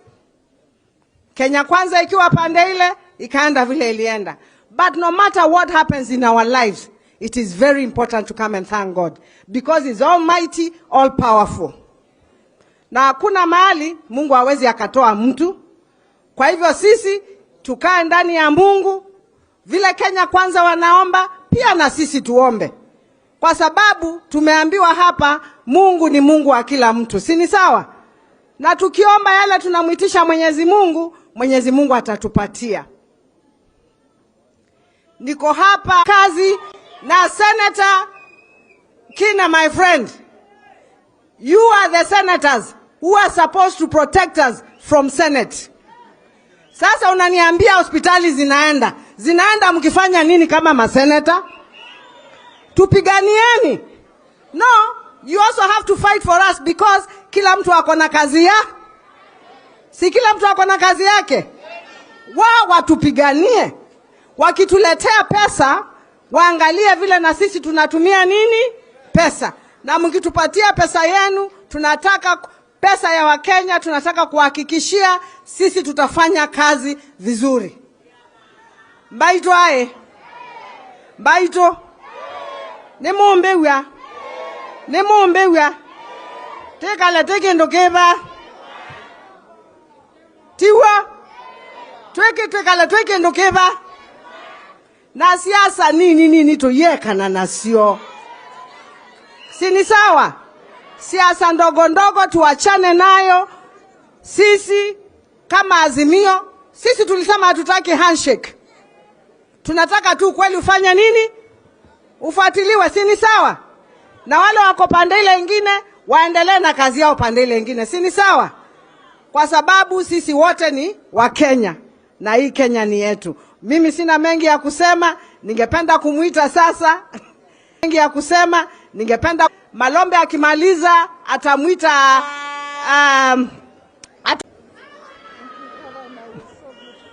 Thank you.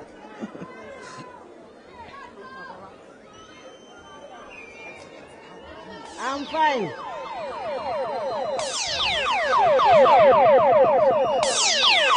Mheshimiwa Kalonzo, hii ndio jeshi yako ya ground. Ma MCS wako hapa, tuko na speaker hapa, na sisi kama serikali ya kaunti ya Machakos tunafanya kazi tukiwa kitu kimoja for the benefit of our people. So I just want to give the speaker just 1 minute asalimiane, and then I tell the governor. I hope, because we are running out of time. But thank you so much. Thank you for coming. God bless you. Na majority. Aya, mmetama zietwa na mitoke ndatika. Thank you. Musiende wajumbe. Thank you very much, Your Excellency, Right Honorable Raila Odinga, Your Excellency, Kalonzo Musyoka. Thank you very much. I want to introduce the members of the County Assembly here. We have the Deputy Speaker,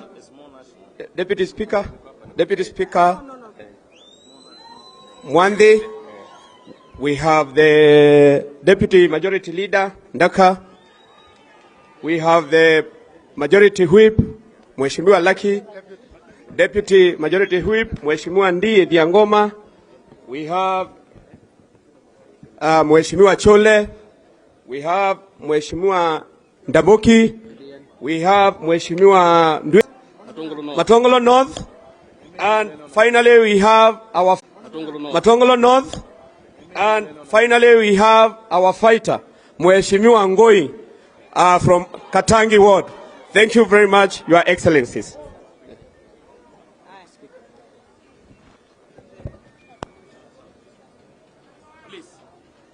I have my cabinet here. Wawave, niko na minister wangu wa education, minister wa maji, county attorney, minister wa mabarabara, minister wa devolution, minister wa mashamba, minister wa youth, and I know my chief officers are here. Salimiane, my chief officers wale wako hapa. Simameni, asanteni sana, Mwenyezi Mungu awabariki. Speaker ndatika mwanundu ikutukete.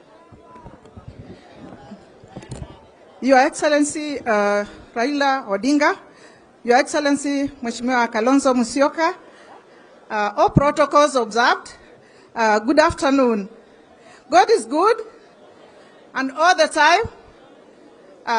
Kwa majina naitwa Ann Kiusia, Speaker Machakos County Assembly, and I just wanted to say to say hi and say that we are all united under the leadership of Honorable Wavinya Ndeti in the county of Machakos, and we are behind her and we trust her leadership. We also want to applaud Your Excellency Mheshimiwa Kalonzo Musyoka for uniting Wiper Party. We say we are behind to Azimio, kiongozi wetu wa Wiper, itifaki zote na heshima zote zikipeanwa, mabibi na mabwana, nataka kuchukua wakati mdogo sana kwa sababu ya saa. Kitu cha kwanza, hii hafla ilikuwa imetengenezwa ili tushukuru Mungu kwa sababu alituongoza na tukachaguliwa. Kwa hivyo hata mimi nataka kuongeza sauti yangu hapo kushukuru Mungu na kushukuru kiongozi wetu wa Wiper na pamoja na members wa kanisa na wengine ambao wa religious groups including imams and sheikhs who organize this particular hafla. Ya pili, mimi naongea kama gavana wa Kitui kwanza, na ninashukuru watu wa Kitui walinichagua. Na pili, Ninaongea kama mwenyekiti wa ile economic block tunaita Southern Eastern Kenya